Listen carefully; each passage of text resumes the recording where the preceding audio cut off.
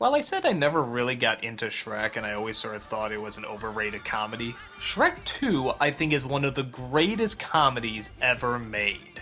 Its attention to detail, its speed, its jokes, its puns, its visuals, its characters, its pacing, its timing. This is a comedic marvel.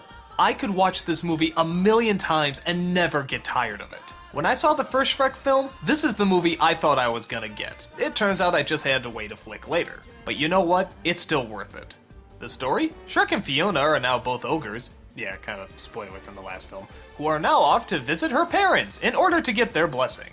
The parents are of course shocked that Fiona is now and permanently an ogre, and that, on top of that, she married an ogre. The king especially is not pleased with this, so he hires a hitman to go after him. Or a hit cat. By the name of Puss in Boots, voiced by Antonio Banderas. This character is so popular and so funny he would eventually get his own movie spin-off.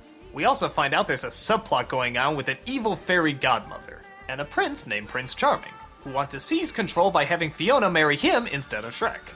But Shrek just wants to make his bride happy and decides to take a potion to turn him human, thinking it will not only get the blessing of her parents, but also her love in return. Okay, here's a perfect example of why I love this movie. When at their house, Shrek looks outside and sees a bunch of guards waiting. All they have to do is play these royal horns and the guy has to read his message. But instead, they do this.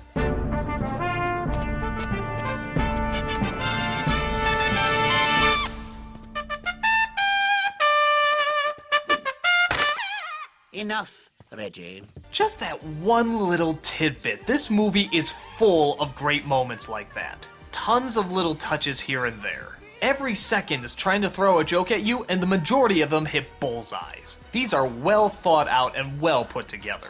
But to make it even better, the characters are really likable. I actually think the romance between Shrek and Fiona is very legitimate. I like the resolution they have at the end. I like how far he's willing to go. I like the fact that through half of the movie he doesn't look like his normal self. That's kind of a risky move. Donkey is funny. Yeah, I actually found Eddie Murphy hilarious in this, cause, I don't know, they gave him funny things to say. They also continue those great ideas with the fairy tale world, like they go to Far, Far Away, which looks like Beverly Hills. There's a low-down bar where all the fairy tale villains hang out, called the Poisoned Apple. Isn't that a great name?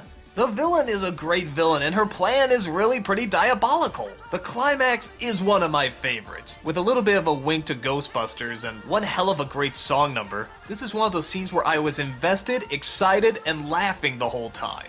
I've talked about it before in the past, I don't even know what else to say about it. It's just so good. And if you really get angry at me for not thinking Shrek is one of the best comedies of all time, take some comfort in that I think the sequel is.